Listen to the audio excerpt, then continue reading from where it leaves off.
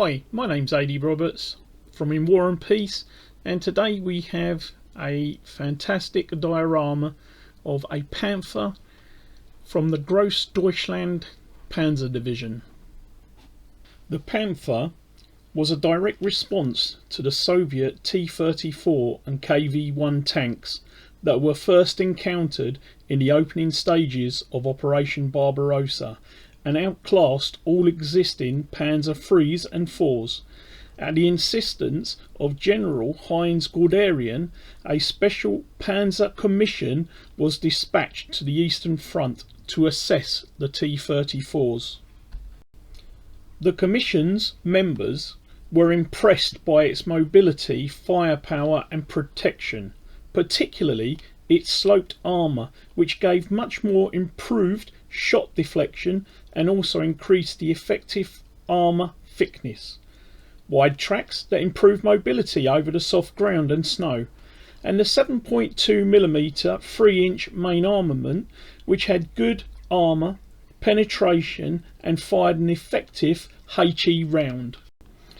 Daimler-Benz DB and Maschinenfabrik Augsburg-Nuremberg AG MAN were given the task of designing a new 30 to 35 ton, 29.5 to 34.4 ton tank, designated Pz.Kpfw by April 1942, apparently in time to be shown to Hitler on his birthday.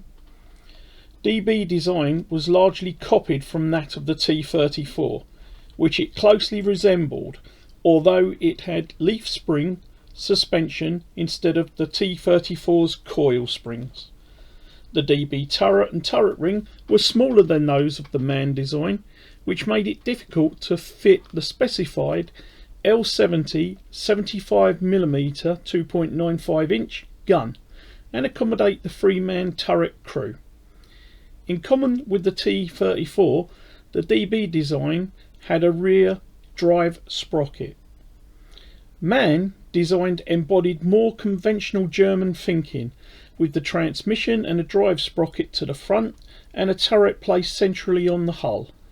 It had a petrol engine and torsion bar suspension, which combined with the drive shaft running under the turret basket made it higher and wider than its DB competitor. The design's overlapping and interlevered road wheels closely resembled that of the Tiger I. The MAN design also had better fording ability and higher mobility due to its better suspension, wider tracks and larger fuel tank. The two designs were formally assessed between January and March 1942. Reich Minister Todd and later his replacement Albert Speer recommended the DB design to Hitler, but MAN proposal was finally accepted, in part because it utilised an existing turret designed by Rheinmetall Borsig, while the DB design required an entirely new turret that would have significantly delayed the production. As Albert Speer recounted in his autobiography Inside the Third Reich, since the Tiger had been originally designed to weigh 50 tons, but as a result of Hitler's demands had gone up to 75 tons, we decided to develop a new 30-ton tank whose name Panther was to signify greater agility through light in weight, its motor to be the same as the Tiger's, which meant that it could develop superior speed. But in the course of a year, Hitler once again insisted on clapping on so much armour to it, as well as larger guns, that ultimately reached 48 tons, the original weight of the Tiger. The type was officially accepted in September 1942, but shortages of machine tools meant that the first prototypes were not completed until the 11th of January 1943. Panther tanks first saw action on the Eastern fronts. They were also used in Italy, France, Belgium and Holland. They took part in the Ardennes offensive, the Battle of the Bulge, plus the defence of Germany. It had better cross-country mobility than the Tiger and had the same, if not more, hitting power with its 7.5cm Pz.Kpfw L70 long-barreled high-velocity anti-tank gun. Around 6,000 were produced. The use of sloped armour kept the weight of the tank down, but maintained its protection level. The angled front 80mm armour glacis plate gave more protection than the Tiger tank's 100mm vertical armour plate. This fact is not often mentioned. An enemy standard armour piercing round fired from directly in front of the tank, hitting the glacis plate in a straight line, had to penetrate 139mm, 5.4 inches of armour due to the angle of the armour. If the enemy tank was firing at the front of a Panther tank at 45° angle to it, the shell would have to pass through 197mm, 7.7 inches of armour. Enemy tank crews always tried to outflank Panther tanks to fire at its more vulnerable side or rear armour. German Panther crews' tactics involved presenting their frontal armour towards enemy tanks as much as possible. The Panther was born out of the shock of combat on the Eastern Front in 1941 during Operation Barbarossa.